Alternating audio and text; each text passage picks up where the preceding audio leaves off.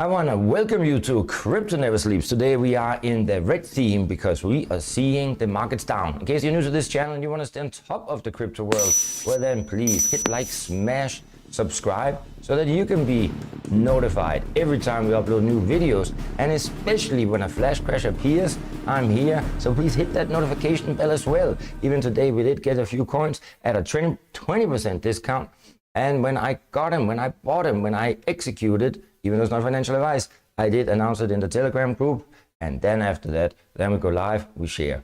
Anyway, my name is Nico Arachi, and I am the host of this little show. We're going to be reading a lot today. Cryptocurrency manipulation, market cap, volume, trading volume is probably the most misleading indicator. And then you're going to say, but Nico, why do you always use it? And it's true. I talk a lot about market cap because it is very hard to value protocols, blockchains that ultimately don't have any income, that ultimately don't have a product to sell. How do you evaluate that? So we got to use some kind of, indicators. But I am aware of the flaws when it comes to the market cap, when it comes to cryptocurrencies. So why market cap is meaningless and dangerous valuation metric in crypto markets? Because you can still use market cap in the traditional markets. So, much like the traditional stock market, the crypto asset market overflows with people who invest money in a state of mind-blowing ignorance. They are simply just greedy. They just want to make that big buck. They want to make 10x, and they don't even understand what they're really doing. And that is the sheep mentality that we here, at least our little community, you and I, we try to go against. So, and I like this, investors, both newbies and even those considered experienced like myself, we have all been reduced to delusion on an industrial scale. I want to highlight this. Investors, both newbies and even those considered experienced, have been reduced to delusion on an industrial scale. Dogecoin. What is his name? The richest man on the planet there from Tesla. I mean, it's amazing. It's like, the media, they've really pushed him so much. Like he has this overall godlike, impact on the crypto markets. I don't think he has. But of course, if the media, the press are all gonna push the same narrative, well, then we are all being reduced to an illusion, which is a delusion on an industrial scale. Market cap or market capitalization is a calculation that emerged, as I said, from the traditional finance, but one that is now being used in the crypto world. And it is used, and I like that, yes, it is true, it's used everywhere as a justification for investment decisions and a metric to measure the size and value of a cryptocurrency token. And yes, a justification. That's another thing that I find funny, even when, another pump and dump group like Wall Street Bets, right?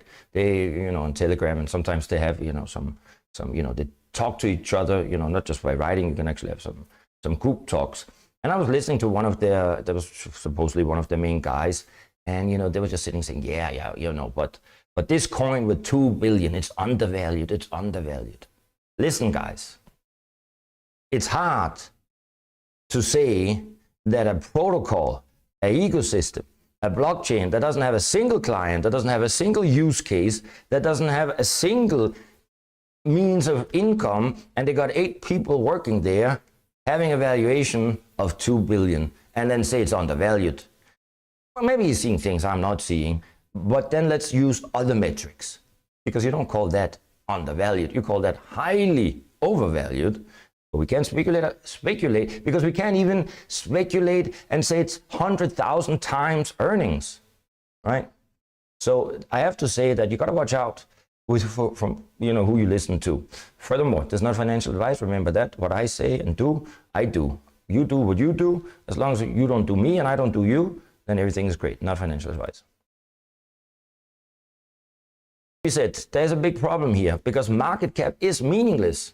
It is extraordinarily easy manipulated. And when I say there's some easy manipulated, you know who is the biggest manipulator of them all? Besides, of course, good old sleepy Uncle Joe, right? And the Fed, no, it is XRP. They are really professionals in manipulating and inflating their price. And we will see that as we go through.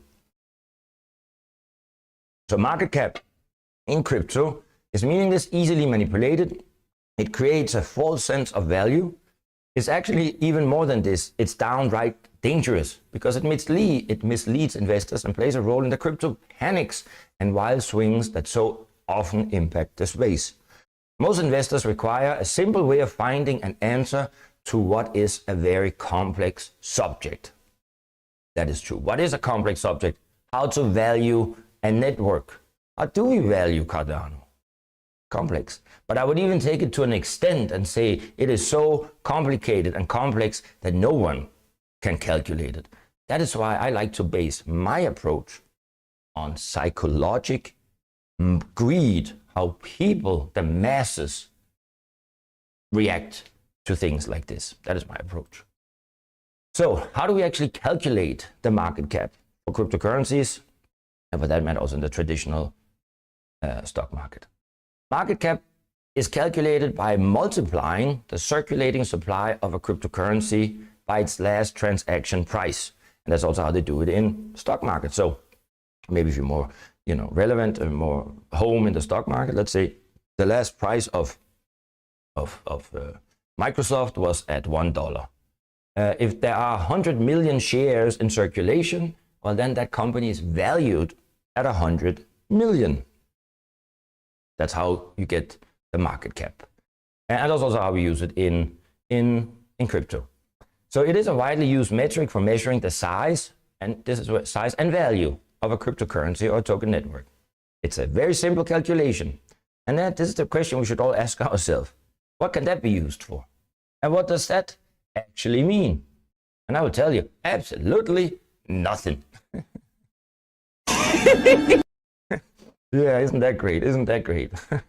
So, and this is, but the reason is, this is why it's not really. Now we're gonna have two more slides that are a little more deep in the context, but then it's over. Market cap simply does not equal value of a network. Of course, it's essential to find out and figure out what a company, an asset that you want to invest in, what it's worth before making an investment. Because only if you understand what you are investing in based on its worth, its value, then you can judge for yourself if this investment is over or underpriced. The problem is that market cap is about price and not value. And it does not reflect the value of the company or crypto assets that you're investing in. Because I said the underlying crypto doesn't really have a product. I mean, there are some cryptocurrencies like VeChain. Lovely, lovely, lovely. There are also like Energy Web Token that really has big backers. That's a different fundamental approach. But overall, most of them, these decentralized exchanges, are doing nothing else than inflating their own price by issuing unlimited supply of tokens. Anyway, yeah, this is so what they say is market cap is about price, not value. It does not reflect the value of the company or the crypto assets you're investing in. And this is a fundamental distinction. Price is what you pay for a coin. It has nothing to do what you actually get in value for, right? So if you go to the traditional markets and you buy a large cap value stock, there will also be a dividend, right? If you buy, some GE Electrics or whatever it's called, they will also pay you a dividend. There might not be so much fluctuation in the share price, but you get a dividend because it has an instinctive internal value. So it is an indication of what people are paying for. And this is usually driven by irrational sentiment, which has little connection to an asset's real value. We're talking about the crypto industry.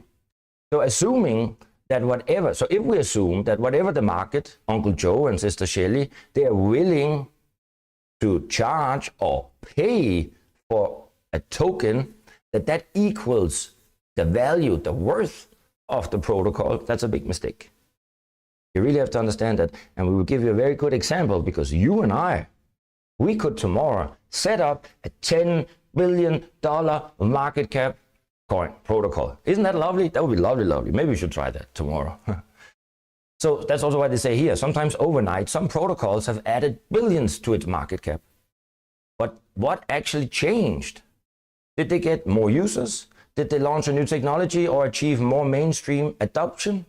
What changes or what change occurred to the underlying fundamentals? That's what you always should ask yourself.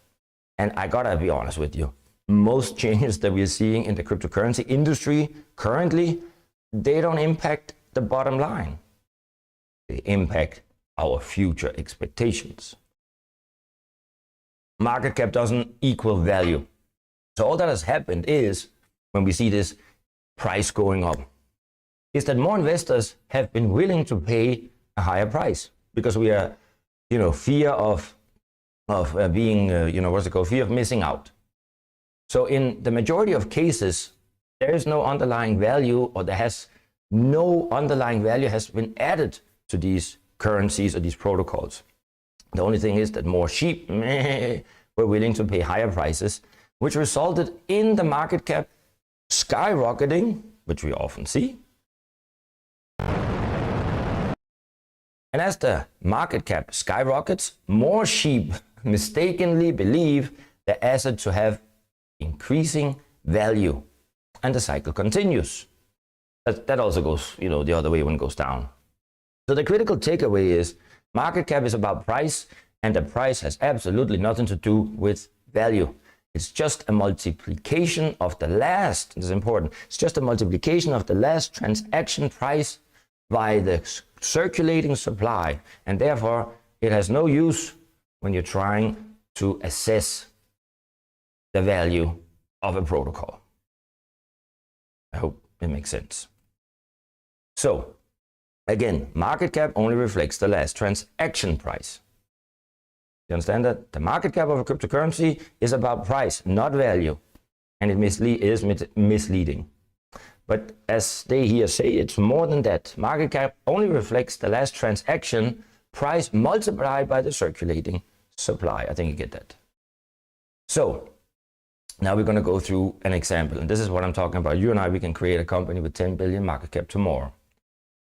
Market cap does not represent real money invested. Market cap does not represent how much money has actually, real money, has been pumped into the coin, the token, the protocol. In fact, it could not be further from the truth. Here's an example. A market cap rises or falls by 100 million. It does not mean that 100 million has entered or exited from the asset. So here it comes. Let's say that you and I, we create a token. We call it number 1 token. And we're going to choose, like some of these meme coins they do, we're going to say we're going to have 10 billion token coin supply. So I develop a simple ERC20 contract, and we will deploy it on Ethereum. We can do it on Binance and some other places.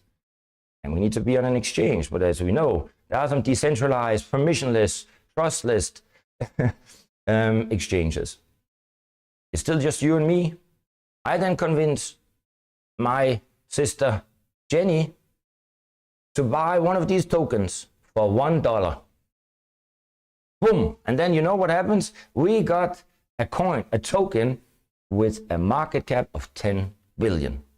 So congratulations to me and you, because we have now created a promising new project that has received lots and lots of investment. Also, obviously, this is very narrowed down, but it is in fact what is happening. You see, we could be 4 people, right? So we're going to issue coins. I'm going to buy it for $1. You're going to buy it for 1.5. The third one is going to buy, he's willing to pay 2 for it. And then we can just, and if there's circulating supply of 10 billion, then the market cap will be 10 billion times the last traded price. But obviously, once you get, once people start selling, we know that no one can get, one can get the last traded price, but you can't have all token holders sell at the same price. That is what they're assuming with the market cap. They're assuming that if there's 10 billion in supply and the last traded price was $1, they're assuming that all 10 billion coins holders could sell their coin and get $1. And we know that doesn't work. Nevertheless. So again, it doesn't mean that these 10 billion was invested in our token, and it doesn't help anyone to understand the value. So if we take this example further, let's say my friend turns around and sells the token that we made for $2, right? Remember, he bought it for $1, now he sells it to Sister Jennifer for $2. The market cap would then go from 10 billion to 20 billion, even though only $2 of real, let's say, fiat value has changed hands. So, I mean, I'm really reading now. So if you see a token with a 1 billion market cap, it may only have 10 or 20 million invested in it. That's also why sometimes you can ask, we can look at, some coins that have a valuation of 2 billion, they're working 8 people. Doesn't add up, does it? So if it will collapse and it will go to zero, investors would, or the overall loss would only be 10 to 20 million and not 1 billion. And that should lead to one question. Do we really have a market cap of 1.9 trillion? No, we don't. You see, the market cap of 1.9 trillion is exactly calculated, and let's go and have a look at that. See, when we go up here, I hope it's not too technical. When we have a market cap here of 1.9 trillion, we all assume that there's 1.9 trillion invested into this market. No. That would mean that we could sell, that every one of us could sell at the last traded price every coin, and it would go to zero. No, it wouldn't. It should also make you understand, on another hand, how lucky you are, how lucky we are that we are already here, because it really means that this is such a small little market. The advantages of an unregulated market and manipulation, and their disadvantages, but we are here to make money, and this is the place to be, to make money. That's at least how I see it. To be a millionaire!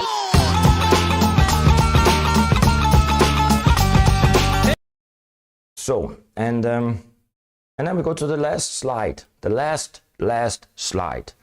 Market cap is a useless comparison tool. We're still going to use it, right? I like to say, I will still use it because we don't have much other things. But measuring one coin or token's market cap is with another token altcoin is also a meaningless exercise, because all that is achieved is a comparison of what the last person paid multiplied by the circulating supply of each coin.